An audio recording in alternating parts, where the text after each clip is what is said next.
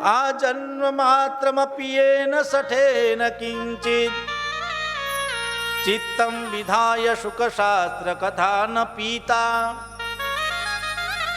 ચાંડાલવચ્ચ ખરવદ વદતેન નીતમ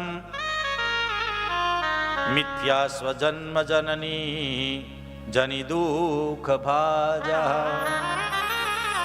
હે નારદજી, સાંભળો, ધિક્કાર છે જેણે જન્મ લઈ આ પૃથ્વી ઉપર જેનો જન્મ થયો છે અને જેણે આ સુખ શાસ્ત્ર એટલે ભાગવત કથા સાંભળી નથી, એનું જીવન ચાંડાલ જેવું છે. ખરવત, ખર એટલે ગધેડો, ગધેડા જેવું જીવન છે.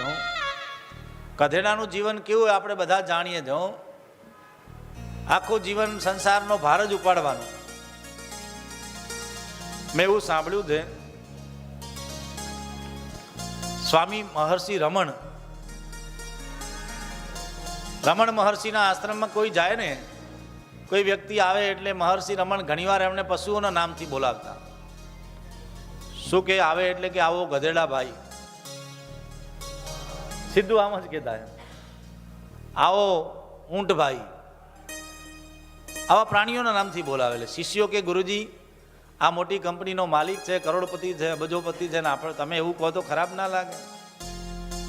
અરે બેટા, મને જે દેખાય હું કહું છું એમ. તો કે આને તમે ગધેડાભાઈ કેમ કીધું? તો કે આ જો ધોળા કપડાં પહેરેલા છે એકદમ. તો કે ગધેડો કેવો હોય? કે ધોળો. એ સવારથી ઉડે ને આખો રાતે ઊંઘે ત્યાં સુધી વજન જ ઉપાડે છે સંસારનો, દુનિયાનો.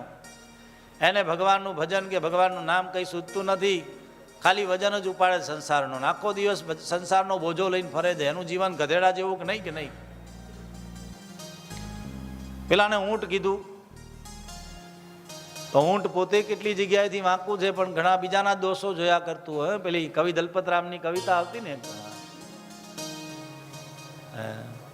શિયાળની તો કૂતરાની તો પૂંછડી વાંકીને, બગલાની તો ચાંચ વાંકીને, આવું બધું. પણ પોતે કેટલા અંગોથી વાંકું છે.